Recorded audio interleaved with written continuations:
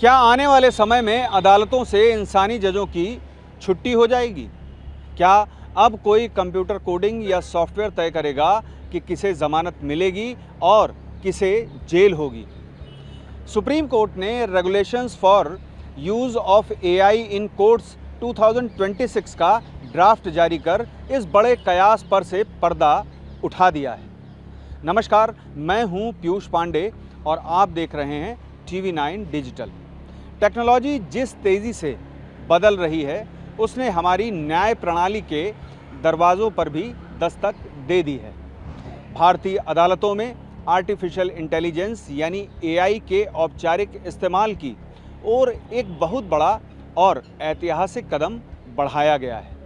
दरअसल supreme court ने अदालतों में AI के इस्तेमाल को लेकर साल 2026 का आधिकारिक ड्राफ्ट जारी कर दिया है और ये पहला ड्राफ्ट है और इस पर आम जनता और सभी हितधारकों से सुझाव मांगे गए हैं। हम आपको बताएंगे कि इस ड्राफ्ट में क्या नियम हैं, सुरक्षा के क्या उपाय हैं और क्या वाकई AI भविष्य में जजों की जगह ले सकता है।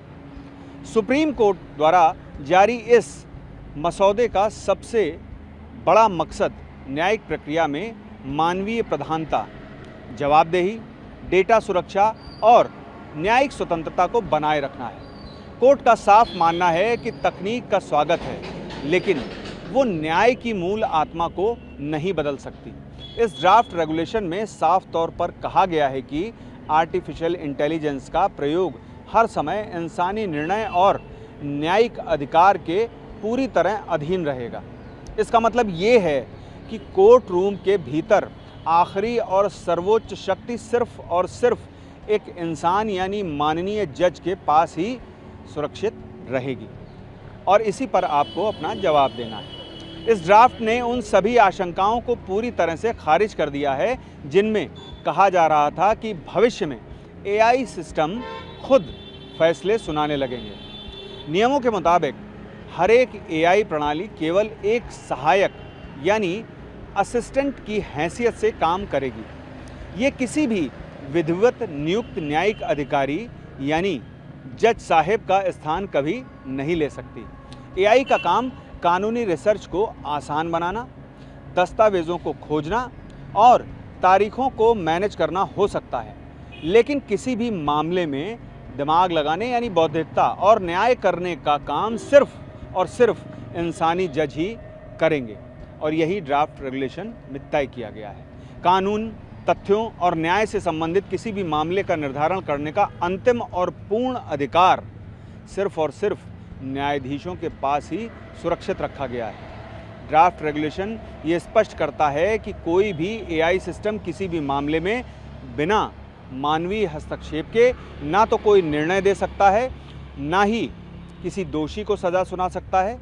ऐसा इसलिए किया गया है ताकि किसी तकनीकी खराबी, एल्गोरिदम की गलती या डेटा बायस यानी पूर्वाग्रह के कारण किसी बेगुनाह को सज़ा ना मिल जाए, क्योंकि न्याय में करुणा, विवेक और मानवीय समझ की ज़रूरत होती है जो किसी भी मशीन के पास नहीं हो सकती। और यही वजह है कि ड्राफ्ट में ये तय किया गया है। तकनीक कितनी भी आधुनिक हो जाए वो अदालतों के काम को रफ्तार तो दे सकती है, लेकिन इंसाफ का तराजू एक इंसान की अंतरात्मा से ही चलता है। उसकी जगह कभी मशीन नहीं ले सकती। इसी जज्बात को बयां करते हुए मशहूर शायर अल्लामा इकबाल का एक शेर याद आता है, दिले बीना भी कर खुदा से तलब, आँख का नूर दिल का नूर नहीं। यानी सिर्फ आँखों की बाहरी और तकनीकी रोशनी काफ़ी नहीं है, इंसाफ के लिए दिल की आंतरिक समझ और विवेक का होना सबसे ज़रूरी है, जो सिर्फ एक इंसान के पास होता है। साफ है, सुप्रीम कोर्ट का ये ड्राफ्ट रेगुलेशन 2026 भविष्य की न्याय प्रणाली को सुरक्षित और आधुनिक बनाने का एक बेहतरीन खाका है, जहां तकनीक मददगार तो होगी लेकिन मालिक नहीं। इस ऐतिहासिक बदलाव पर आपकी क्या राय है? क्या अदालतों में AI के आने से मुकदमों के निपटारे में तेज़ी आएगी? हमें कमेंट सेक्शन में ज़रूर बताएं और देखते रहिए TV9 भारतवर्ष। नमस्कार।